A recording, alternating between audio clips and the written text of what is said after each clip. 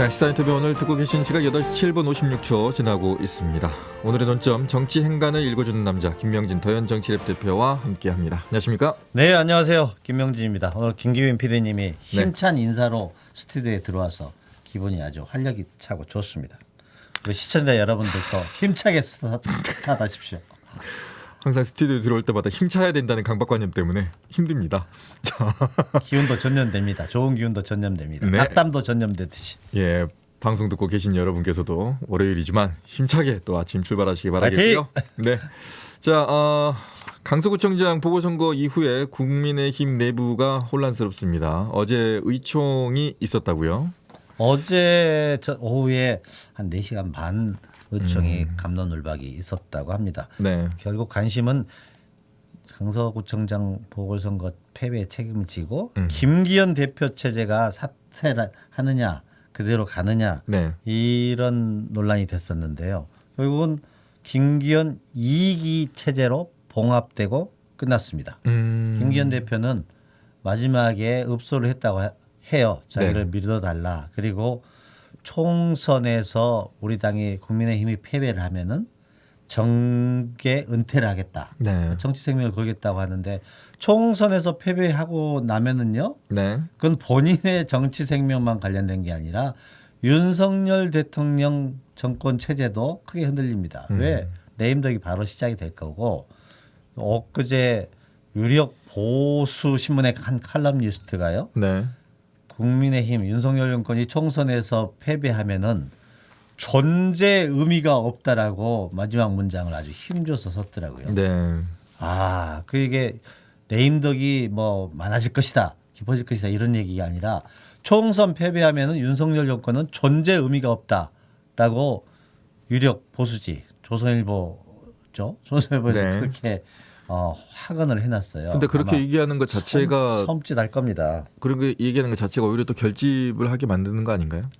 그거보다는 이제 물론 그런 동료성도 있지만은 네. 총선이 끝나고 나면은 지금 김기현 대표의 정치 생명 가지고 마무리될 사항이 아닙니다. 결과에 따라서는 네. 그래서 당 혁신 기구하고 총선 기획단 출범하고 인재 영입위원회 이런 걸 구성하겠다고 새 신척을 발표를 했지만은 그리고 또 후속 인선에 수도권 충청권 인사를 배치하겠다고 했지만은 윤석열 대통령의 쓴소리를 못한 지도부에 대한 어떤 당내 불신이 깊습니다. 네. 그래서 갈등은 계속될 것이다 이렇게 전망이 됩니다. 네. 사실 김기현 대표 패장은 전투에 패하면은 장수가 책임을 져야지 밑에 사무총장이나 임명직으로 그걸 뭐 봉합하려고 하는데 당 안팎에서 그게 이해가 안 되는 거죠.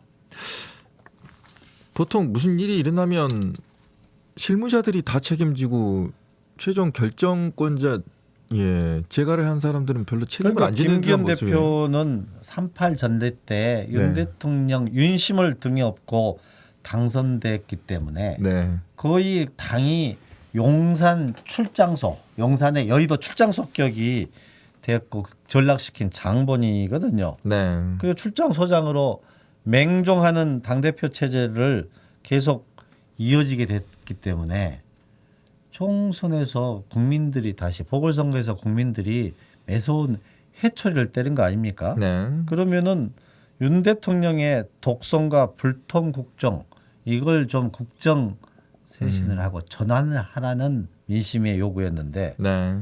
이렇게 되면은 김기현 2기 체제로 봉합이 되고 불통 국정 또한 계속 이어질 것이다 이렇게 관측이 됩니다. 그러니까 선거에 참패하고도 제대로 책임지지도 않고 바뀌지도 않는 정당과 정권 국민들이 그냥 지켜볼까요? 회초리를 때렸는데 반성하고 쇄신의 모습을 보이고 국정 기조를 변화를 해야 되는데 네. 그런 변화가 없으면은 더 매서운 민심의 회초리가 있을 겁니다. 네. 뭐 몽둥이가 올 수도 있는 거죠. 자, 이 결과 바로 17%포인트 차로 국민의힘이 민주당에 완패를 했기 때문이겠죠? 그렇습니다. 강서구 유권자들이 한 50만 됐거든요. 네. 그래서 17.15% 차이로 참패를 했습니다. 네. 그러면은 전국 총선의 이제 전초전이라고도 말을 하시는 분들이 있었는데 바로미터였거든요. 네. 그러니까 총선 전에 민심의 향배를 50만 명의 여론조사를 했다고 생각을 하고 판단을 하고 뭐 겸허하게 민심을 받아들여야 되는데 그건 분명하게 또 이번 선거는 그래서 정권 심판론 성격이 있었습니다. 네. 그런데 윤석열 대통령의 국정 운영을 선거 참패로 또 이제 총체적인 심판대에 서게 됐죠. 그리고 윤석열 대통령이 불과 대법원에서 확정 판결된 3개월밖에 안 된 후보를 김태호 후보를 네. 사면 복권시켜 가지고 귀책 사유가 있는 후보를 다시 재출마시켰다. 이건 국민과 강서 구민들을 정말로 무시하고 정말 용납할 수 없는 상황이었던 거죠. 그게 승패의 결정적 요인이 되었다고 봅니다. 네. 그리고 거기다가 보궐선거 국면에 9.13 그 내각 장관 김행 또 누구죠? 유인천, 신원식. 네, 신원식. 네. 그 세 사람의 보궐선거 국면에 오기 인사를 한 거예요. 그렇게 하지 말라고 하자가 많은 사람들. 결국은 김행은 주랭난 김행난 쳐가지고 김행 장관 내정자도 총선 참패하는데 한 원인이 된 거지만은 네. 그런 인사들을 오기로 지명한 윤석열 대통령에 대해서 선거 참패 최종 책임이 있는 거죠. 네. 자, 그런데 이제 내부가 지금 이제 좀 시끄러워진 게 안철수 의원이 이준석 전 대표의 제명을 요구를 했어요. 그러니까 선거가 끝나면은 네. 참패를 했으면은 당내 소위 중진들이고 전 대표고 대선 후보면은 설사 기분 나쁘고 불쾌한 게 있다고 하더라도 네. 좀 자제하는 게 그게 상식적이지 않겠습니까? 이 사람들은 그거 뭐 바로 이준석을 제명하자 네. 이런 소명운동을 안철수가 시작하고 선거운동 기간에 약간의 이제 뭐 서로 인신공격성 논란이 있었기 때문에 그걸 이준석은 당내 응석바지다. 이준석이 계속 해당 행위를 해가지고 당에 참패한 원인이기도 하다라고 네. 안철수가 강하게 공격을 했어요. 당의 총질만 한 이준석을 제명을 해야 된다. 그래야 내년 총선에 희망을 가진다. 네. 이렇게까지 강하게 공격을 하는데 그게 이준석 전 대표가 내년 1월에 징계가 끝납니다. 네. 지금은 이준석에 대해서 다 못마땅해 하지만 여론이 수도권에서 계속해서 회복되지 못하고 지지율이 떨어지게 되면은 용산에서도 뭔가 특단의 대책을 내놔야 된다고 할 때 네. 이준석을 활용해야 된다 이런 의견들이 나올 수가 있거든요. 그러면은 안철수 입지가 어려워지기 때문에 네. 그런 것까지를 내다보고 안철수의 이준석 공격이 시작된 거 아닌가 하는 그런 해석도 있습니다. 아무리 급하다고 이준석을 또 쓸까요? 그럼 이준석이 양도구육 발언까지 했는데 또 들어갑니까? 그거는 또 그림이 안 맞지 않을까요? 그래서 이제 이준석은 지금까지는 탈당을 하겠다든지 제3당을 만들겠다는 것을 명확하게 하지 않고 조금 시간을 가지고 지켜보고 있는 것 같습니다. 1월이라는 시간이 있는 거군요. 이거 말씀하시는 게. 또 5호선의 서병수 집권당 대표 서병수 의원이 네. 김기현 대표가 집권당 대표로 지금 감당하기 어렵다. 김기현 대표는 김기현 대표 사퇴해야 된다. 이렇게 또 직격을 했습니다. 네. 그 모든 책임은 당에 있다. 또 최재형 전 감사원장 의원도 임명직 당직자 사퇴로만은 국민의 쇄신 요구, 변화 요구, 국정 기조 변화 요구에 맞지 않다. 재밌는 표현을 했던데요. 국민이 국힘당에 사약을 내렸는데 네. 사직생하라고 사약을 내렸는데 국힘당에서는 지도부는 그걸 영양제나 피로회복제로 생각하고 있는 것 같다. 아, 내부에서 이런 얘기가 나왔어요? 이런 표현을 최재형 의원이 했어요. 또 홍준표 대구시장이 또 가만히 있을 분이 아니죠. 네. 그분도 가서 김진태, 이준석 뭐 공격을 김진태 대표 김진태. 왜 이렇게 오늘 김기현 대표 하세요? 이게 사퇴하라고 네. 해야 된다라고 이야기를 했는데 네. 그 강원지사는 또 김진태는 네.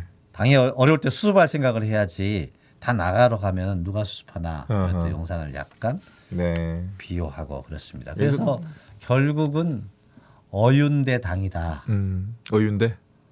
어차피 국민의힘은 어차피 윤심대로 당이다. 라는 것을 증명해 보이고 말았습니다. 아 그렇군요. 아 국민의힘은 이제 이거를 수습하려면 어느 정도 시간이 좀 걸릴 것 같고요. 이재명 대표가 이제 당무에 복귀를 할 예정이라고 뉴스가 나오고 있습니다. 복귀를 하게 되면 이제 다들 지켜볼 겁니다. 이제 어떻게 당무에서 비명과 친명을 아울러서 갈 것인지 아니면 어떤 식으로 정리해서 갈 것인지 다 지켜볼 텐데요. 사실은 오늘 복귀 예정이었는데요.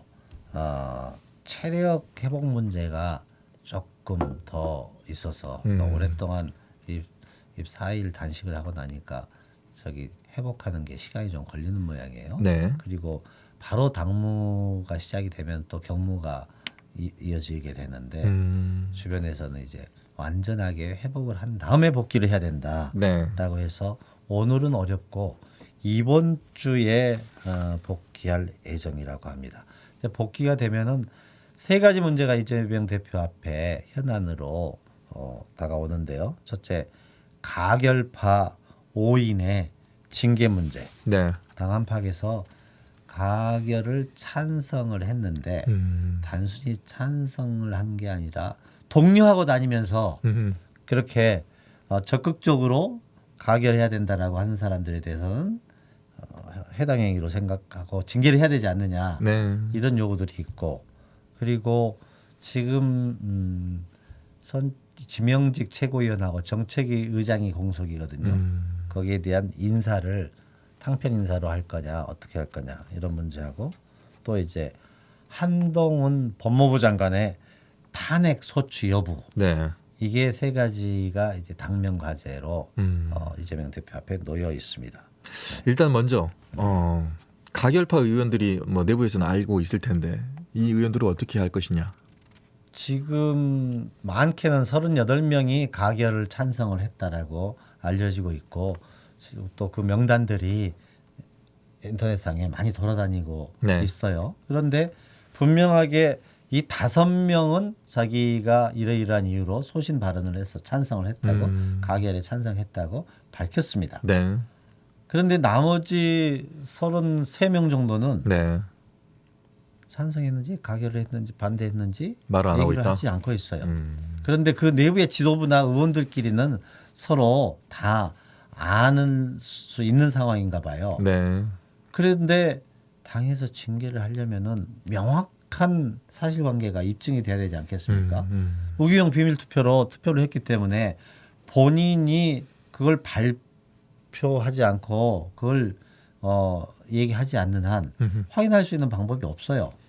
그래서 징계위원회 해부를 한다라는 것이 저 사람은 찬성을 했을 것이다라고만 할 수 없는 거기 그렇죠. 때문에 네. 그건 이제 쉽게 징계위에 해부할 수는 없는 거고 5명 본인이 밝힌 사람들 이 사람들은 이제는 찬성 여부에 따라서 징계위에 상정을 해야 된다 이런 얘기들도 있고 또 우리 서영교 의원 같은 경우에는 네. 가결파 의원들을 지금 어떻게 할 수 있는 상황이 아니다.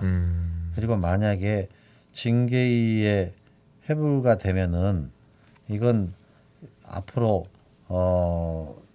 당내에 여러 이제 논란이 계속될 것이기 때문에 좀 이 말은 네. 이해가 갑니다. 네. 왜냐하면 이렇게 무기명 투표를 했는데 의견을 듣자고 투표했는데 투표에서 반대표가 나왔다고 반대표 한 사람들을 징계를 해버리면 근데 이제 바닥 지지자들의 당원들의 민심은 네. 비겁하다, 졸렬하다, 찬성을 할 수도 있다고 생각한다. 근데 오히려 말을 해라 그냥. 오히려 5명은 소신 발언을 한 사람이 더 낫다. 왜? 내가 아무리 생각해봐도 이게 이재명 대표를 미래를 위해서나 당을 위해서나 어떤 총선 승리를 위해서는 이게 뭡니까 굴레를 벗어나야 된다. 방탄 굴레를. 그래서 나는 소신껏 찬성을 했다. 그게 나의 진심이다. 이야기를 하라는 거예요. 그리고 나도 당원들한테 엄정하게 판단을 하겠다. 이게 정치인의 용감한 자세지. 찬성해놓고 나서 33명의 행방이 없어요.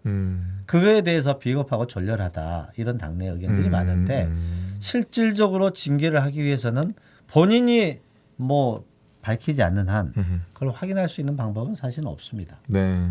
또 무기명 비밀투표이기도 하고요. 그렇죠. 예. 예. 예. 자 그리고 또 다시 또 다른 거 한동훈 장관의 탄핵건 하느냐 마느냐. 이 탄핵을 하게 되면 어떤 변화가 있다면서요?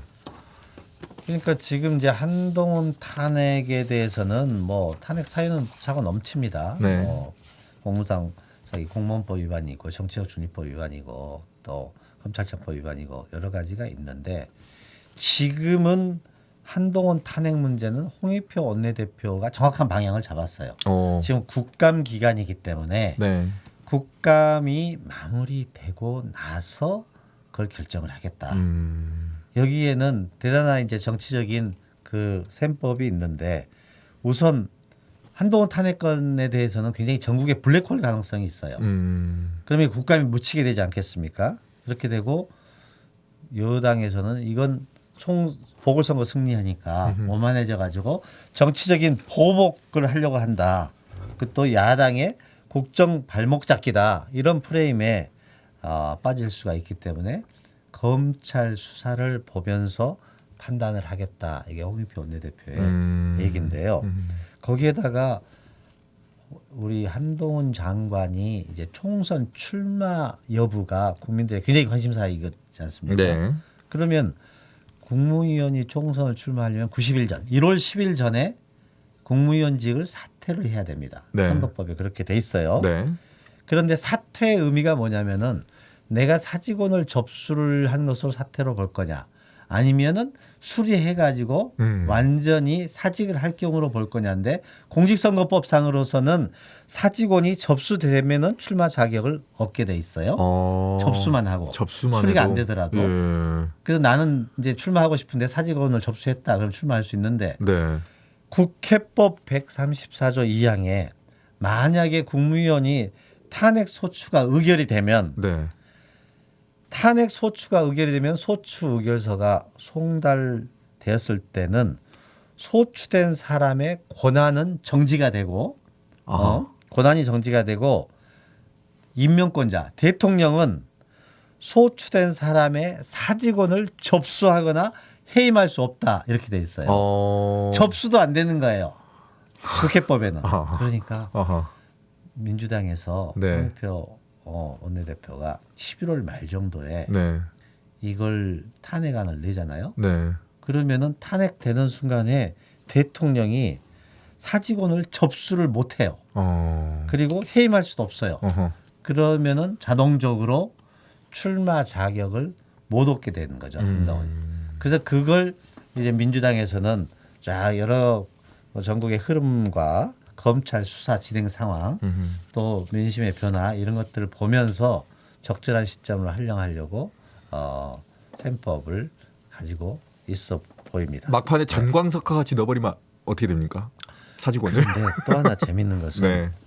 한동훈 장관의 네. 출마 여부가 네. 과연 야당에 득이 되느냐, 실이 되느냐. 여권의 유불리가 되느냐 네. 이것은 변론입니다. 네. 별개의 문제 그것까지 포함을 해가지고 한동훈이 나와가지고 저렇게 막 검사들 뭐 공천 대거하고 민주당 국힘당 내에서도 분란이 일어나고 네. 하면 민주당에서는 오히려 도움이 된다라는 그런 판단을 할 수도 있는 거고 네. 반대로 한동훈을 출마를 못 시키게 하면은 윤석열 대통령의 전국 운영의 구상이 다 망가지기 때문에 교란시킬 수 있다. 이런 문제들까지 포함해 가지고 판단을 홍익표 원내대표가 하게 될 것 같습니다. 네, 국정 업무를 하러 간 자리에 있는 사람이 지금 계속 나오는 얘기는 정치적인 얘기밖에 안 나오고 있으니 업무는 언제 하실지 모르겠네요. 자, 여기까지 듣도록 하겠습니다. 말씀 고맙습니다. 네, 감사합니다. 오늘의 논점 김명진 더현 정치랩 대표와 함께했습니다. 언제 어디서나 내 손 안의 뉴스. 광주 MBC 뉴스 유튜브 구독으로 함께하세요.